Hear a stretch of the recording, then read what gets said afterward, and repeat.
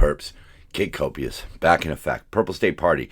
You know what we're repping here, man. America, the center, and common sense. Dedicating this episode, as you probably could guess, to the memory of Charlie Kirk. We may not have agreed on everything, but one thing I did agree with you on wholeheartedly was that we need more debate. We need honest debate. We need debate that is respectful, allows both sides to share their points of view. But then, at the end of the day, we need to settle on something.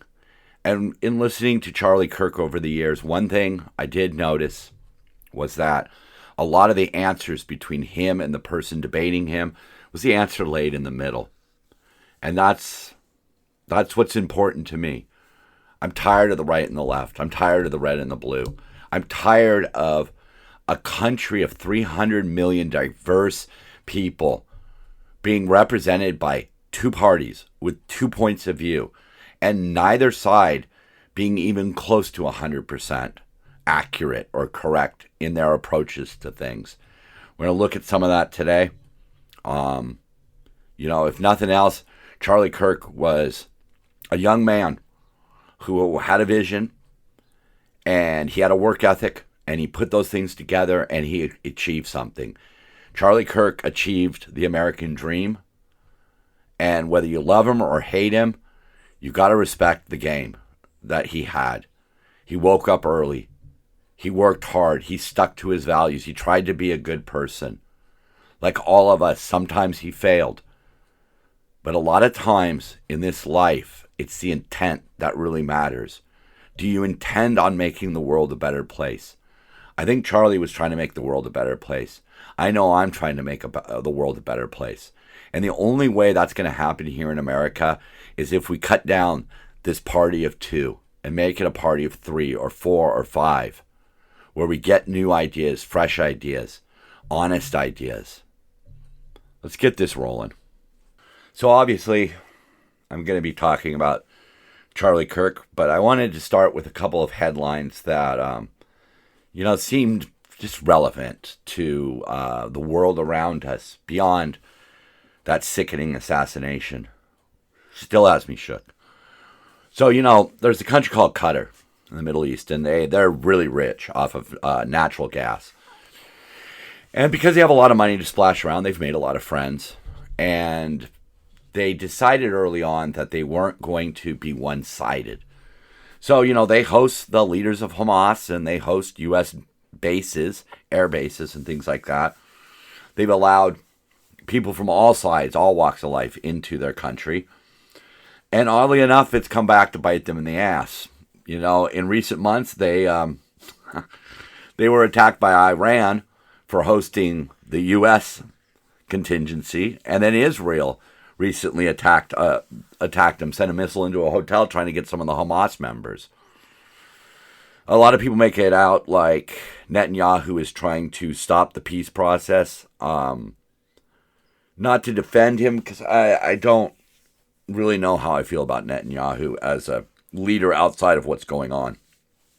But when war is declared, war is declared. That's kind of just the simple fact of the matter. I don't believe that Hamas is ever going to abide by any sort of peace deal. Look, when your ideology says that you must destroy Israel, I don't see how you could ever have peace with Israel. But anyhow, and in other news, a whole bunch of Russian drones were shot down over Poland. I think diplomacy and sanctions and all of that are great. And quite frankly, I think Putin should have relented by now.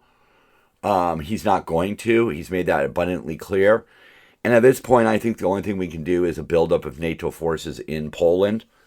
I don't want to go to war with Russia, but at the same time, I think we need to show strength at this moment. We need to do something because this war has gone on long enough. I don't think Ukraine can do it alone.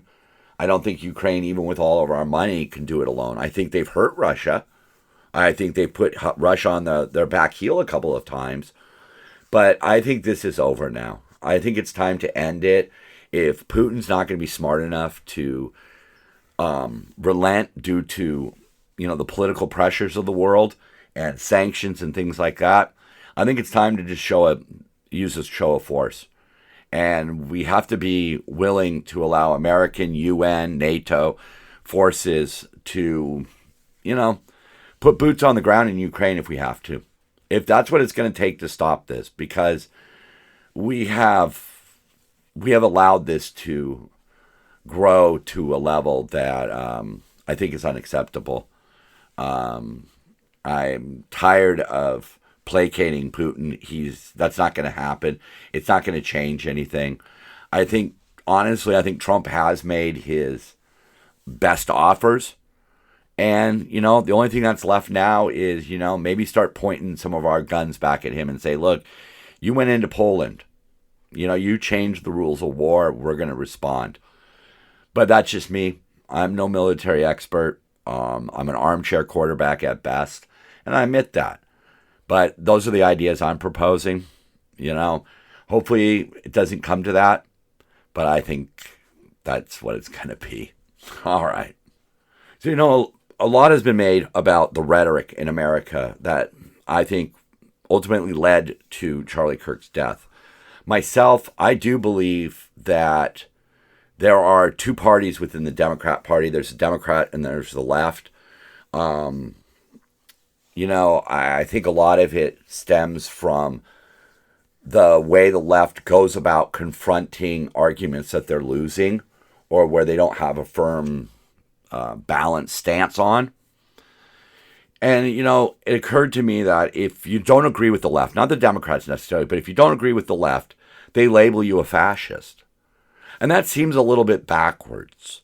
I've always thought that Antifa was one of the most fascist groups out there. They have their little messages that they put out that seem to be somewhat fascist. They go and they scream over speakers. They try to silence speakers. That seems like fascist behavior. They destroy signs, statues, campuses, and even cities. They use their grievances as an excuse for violence. And I really don't see that from the conservatives. I don't see conservatives, put it this way. I have not seen any violence unleashed by Kirk supporters. There was one where a man was screaming some pretty hurtful, hateful stuff at a Charlie Kirk vigil, and he ended up getting beat up. But then again, when the police arrested the combatants, the guy who was doing all the screaming was found in possession of a handgun and drugs, marijuana. And he was high and drunk. And, he kind of started the fight. It wasn't like the conservatives went after somebody who was just walking by. The left screams about January 6th, but they excuse the Floyd riots. And in my mind, January 6th was about people being afraid of a rigged election. The Floyd riots were about a criminal who contributed to his own demise. The left will say that the difference is that Trump led the January 6th, but no Democrat led the riots.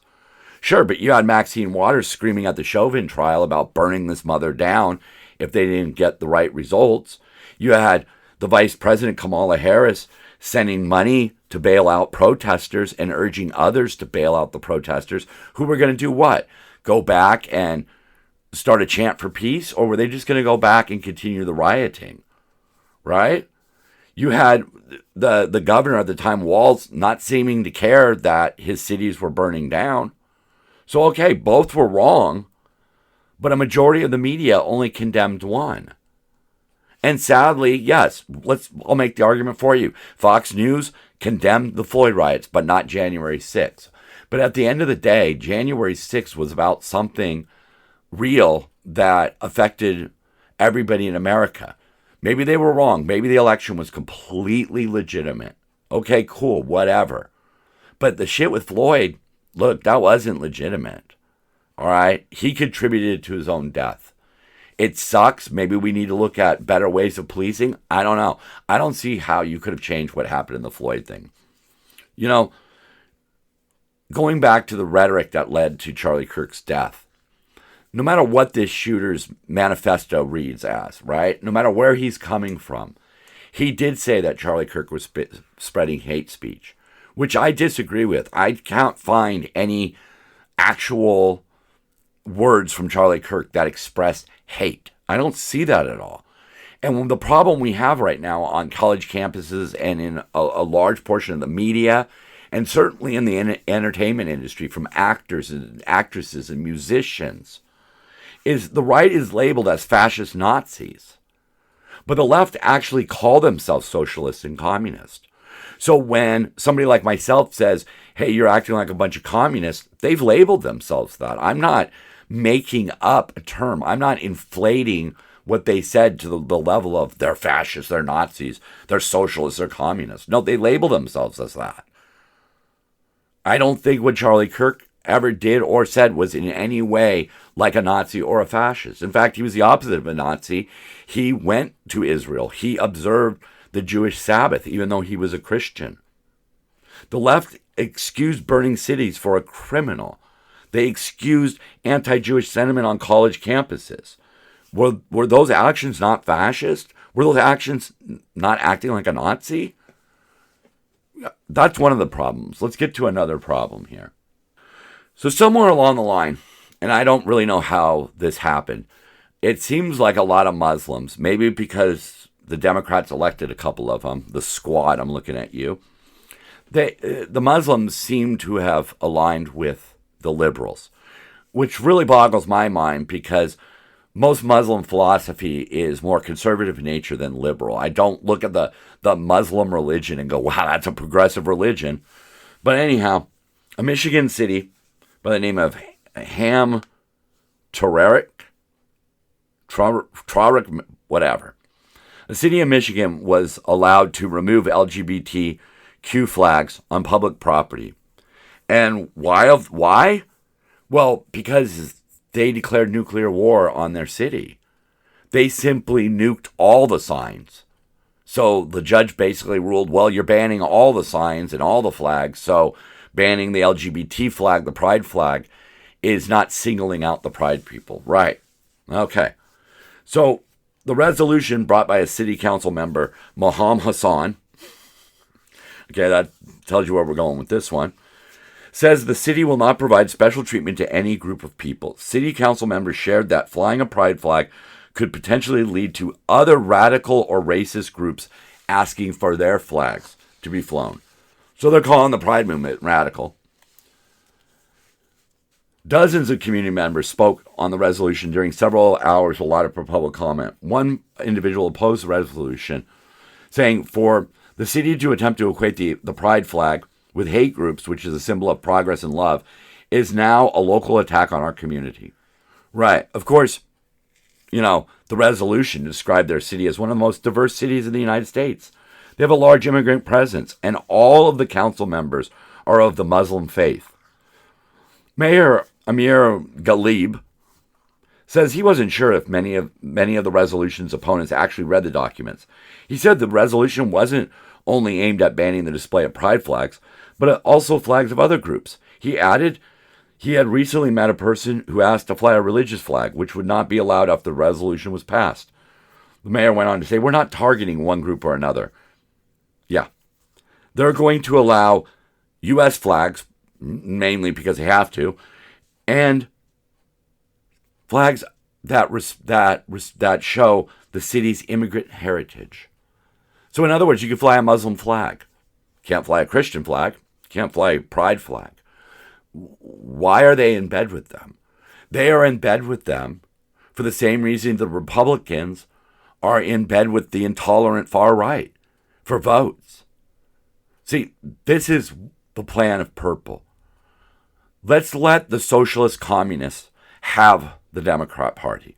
Let's let the overly religious, conservative, alt-right, alternative right, extreme right, whatever you want to label them, let's let them have the Republican Party. We'll take the purple party.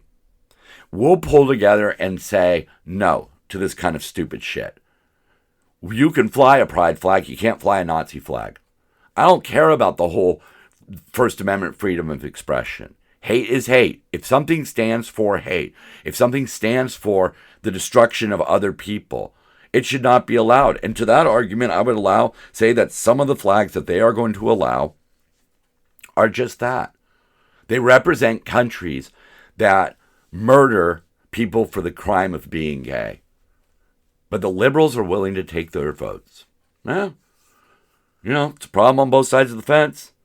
Both sides are placating to the extremes. The media rushing right in because the media knows they're going to get their most fervent viewers by appealing to these extreme views. People still don't think that purple, the middle, is the answer. The center is the middle. They laugh at us. They say, oh, well, you're not committing. No, I'm not going to commit. I'm not going to commit to either side. You know why? Because both sides are wrong. Pure and simple. So, one of the things that I saw that was very interesting was that people on both sides of the fence were very respectful and understood what it meant that Charlie Kirk was assassinated. A man just out speaking his views. A man just simply debating. That's all he was doing.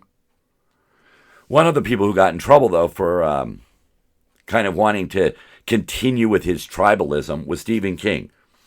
And he misquoted he read something on Facebook and then he reposted it.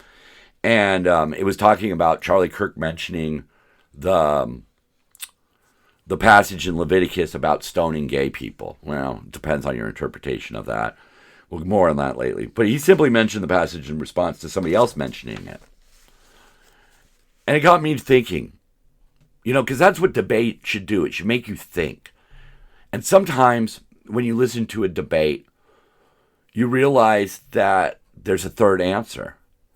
And that's kind of the way I operate. I look for that third answer. My answer that I found was, look, if some dudes 1,000 years ago could cherry pick the Bible, then so can I. I look at it this way. What if the gay son is not being tested, but it's his conservative parents? What if God's intention is to test his creations? What if the Bible is the test? Do you use the Lord's words to hate and control, or do you use God's words to live in harmony with others? What if Jesus wanted us to love those on the other side of the fence? I don't care what priests, theologians, you don't come here for good pronunciation, folks. I don't care what church elders interpret. I'm interpreting it my way. From this day forth, I'm going to interpret the Bible the way I see fit. So look at me sideways all you want. I don't care. You're wrong. You're wrong. Charlie himself would disagree with me. But I'm my own man. I don't look to others for my guidance. I let the mighty stream of life flow over me and guide me where it guides me. I'm not going to hate someone because some book tells me to. And I don't think that that's what God is looking for. But in Charlie, I did see love and compassion. He didn't always say the right things. But I looked at a few of his stories, his reels. And when he was talking to a transgender person, he asked for their story. He let that person explain how it felt. Charlie heard it. His supporters heard it. He allowed people that disagreed with him to be humanized. Charlie went on to warn them about the dangers of drugs. And just paraphrasing here, he said, maybe fix what's inside your head before declaring war on your body. Is that hate speech? If you feel that you were born in the wrong body, what's the solution? Change the body or change the mind? So let's jump into our time machine for a second and go back to the mid-'80s. If Charlie was speaking to a gay person and he says, I pray that you use a condom, would that be hate speech? Because in the mid-'80s, AIDS was an epidemic among gay people. And the only weapon they had against it was either abstinence or condoms. Would that be hate speech? No. What did Charlie say when a gay Republican came up to the microphone? He said, I don't know why you need to lead with your sexuality, but okay, welcome to the party. Charlie was friends with people such as Dave Rubin, a gay married man. They ate together at Dave's house. Is that really the actions of a homophobic asshole? Or is it a decent man who could love a man he may have disagreed with? Another way to look at it is, what if I said I was an alcoholic? Would it be insensitive to say that I shouldn't drink and that I should seek help? No.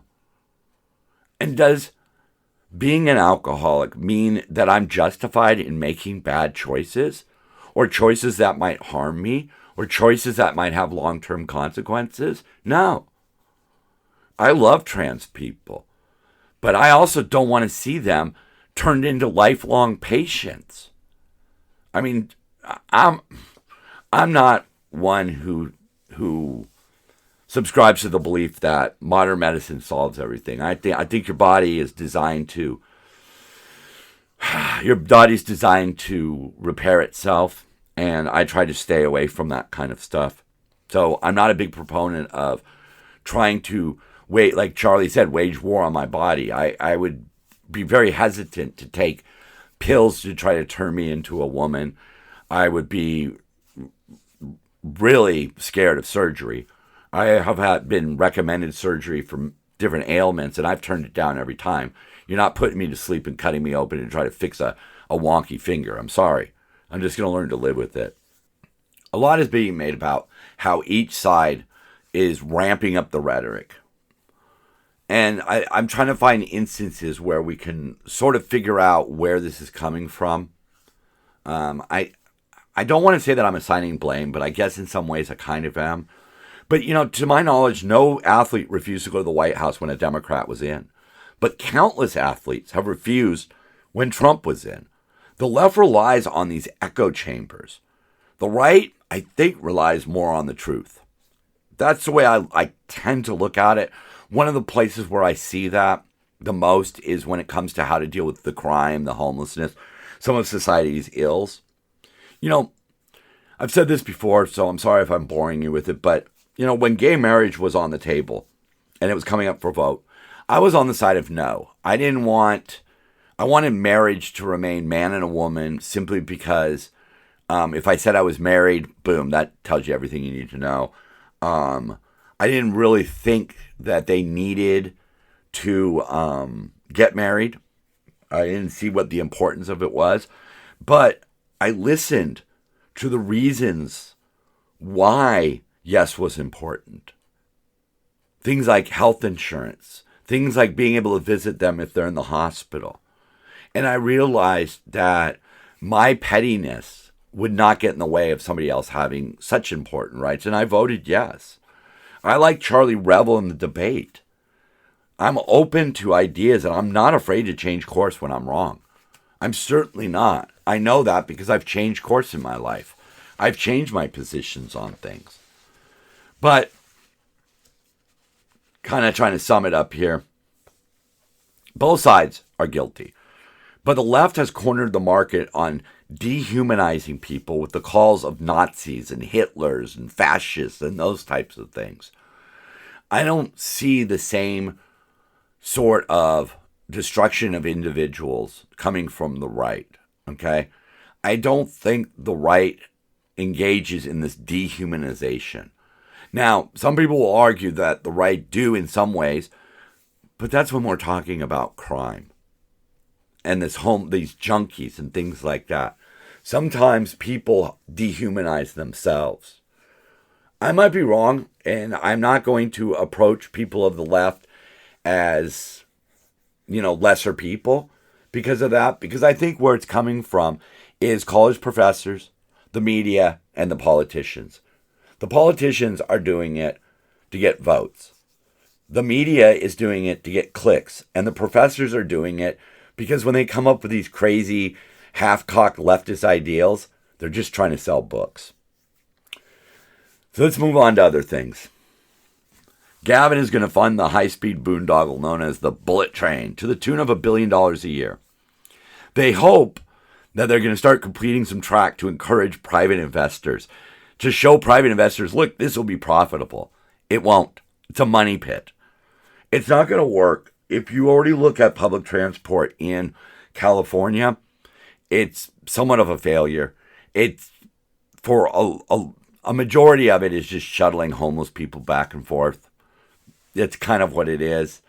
I see it. I live near trains. I don't see packed trains in the morning when I drive to work. I just don't. Okay? I don't think it'll ever be profitable. And we could be putting that money to good use somewhere else. More on that later. So I wanted to touch base on the poor Ukrainian girl who was stabbed to death on public transport. See, that's the problem. And I was the mayor of that city wants compassion for the criminal. And I say, sure. First couple times, sure, let's be compassionate. But this dude crossed into double digits some time ago. Compassion would be to put him away and get him cared for. Same with the homeless junkies and the crazies that are wandering on our streets. These same politicians, these Democrat politicians, say we can't arrest our way out of the problem. BS. That's the only way. If you have 1 million criminals, you lock up 1 million criminals, right? Prisons are overcrowded, build more prisons. It's that simple. It's the only way. Poverty will always exist. Addicts will always exist. Mentally ill, dangerous people will always exist. Criminals will always exist. The only solution is for them to be removed from society and looked after. That alone creates jobs. Building the prisons, staffing the prisons, building the mental health facilities, staffing the mental health facilities. That's jobs. But Gavin wants to provide jobs by making a train that nobody's going to use. Look, their best estimate says that it's still going to be cheaper to fly there. So why sit on a train? Why figure out how to get to Palmdale and then how to get from when it drops you off in Gilroy, how to get from Gilroy to San Francisco? You're going to have to use multiple forms of transportation to use this train. But he wants that.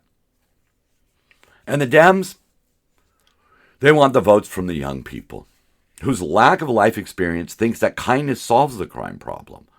I say this is somebody who's only alive because the state gave me no choice. That's the truth. I'm here because I was either A, going to clean up, or B, go to jail. And not overnight. I was going to be in for a while. So earlier, I made the distinction between the left and Democrats. And there's reasons why. This comes from a Chicago Democrat, Raymond Lopez. He's an alderman. In, which ward is that? Let me look here. The 15th ward. I don't really know what that means, but I'm just saying it because that's technically what he is. History will prove the Democrat Party wrong in this moment. He's accusing his own party for turning a blind eye to crime, accusing leaders such as Governor Pritzker, an evil man, and Mayor Brandon Johnson, an incompetent man, of whitewashing the issue while standing in the way of President Trump's crackdown. As he said, as Lopez said here, there are very few of us who are standing up to say, no, we do not need to move the goalpost that far left to be relevant. We have a small segment of our electorate who thinks that it is the right way to go. They move too far to the left. See, oh my gosh. A lot of Democrats are not happy with the left. But because it gets them votes, they go along with it. And that's what we need to change in this country. These parties need to be way closer to the center. And if we're being honest, the left is the furthest from the center right now.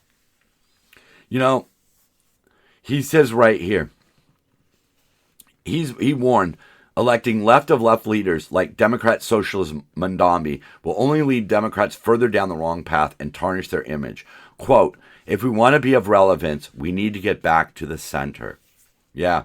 So, Mr. Lopez, I applaud you because you're saying the right thing. Now, you know, what's really weird is this week I was going to talk about Trump playing a better game, and that if the Democrats are screaming, well, you know, the highest murder rate is in Memphis, well, then go to Memphis. Because after all, crime is crime no matter who's in charge. But on the other hand, if a state or a city are declaring themselves sanctuary states and constantly release criminals, lower charges, lie about crime stats, I could see them being a little higher on the list. But I think it would be a great move to go to Memphis. I think that would be a great start.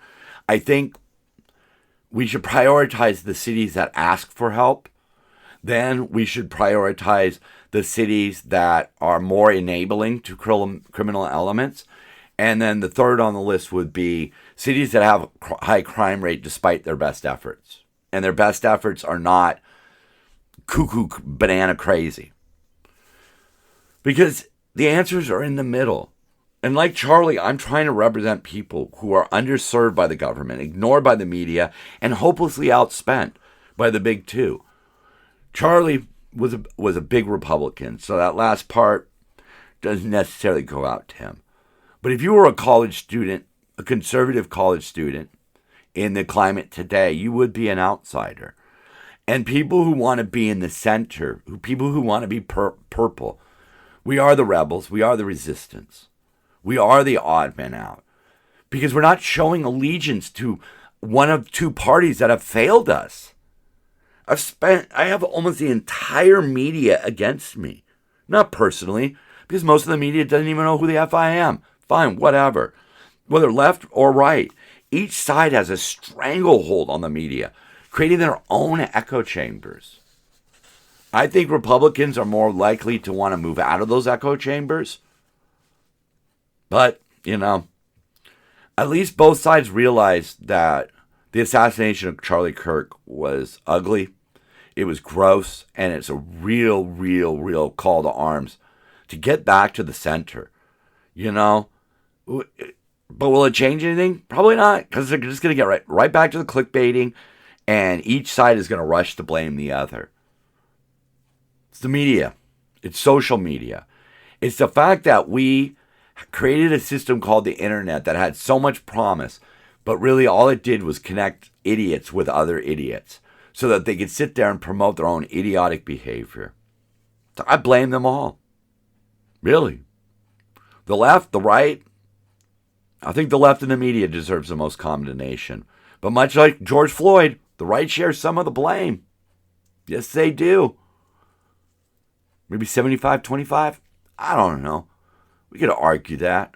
We could debate that. Because the only way we're ever going to honor Charlie Kirk's memory is to have open debate where both sides respect the other person as a human being, as a person with valid ideas. Maybe their ideas are wrong. Maybe you can change their mind. Maybe I can change some minds. Wouldn't that be great? Imagine a world that's purple. Just imagine that for a second. Where we don't fight over people's sexuality. Where we understand that there's a give and take. That we can't just say one aggrieved party deserves everything and everybody else can go F off. Go piss off, as the English would say. Well, thank you for listening. Last week's episode got a lot of views. Even got a comment. I'd love to hear from you. I'm Kid Copious. I'm Purple State Party. So are you. Love one another. Keep on grinding. And remember, it's really important to me that you dance it out.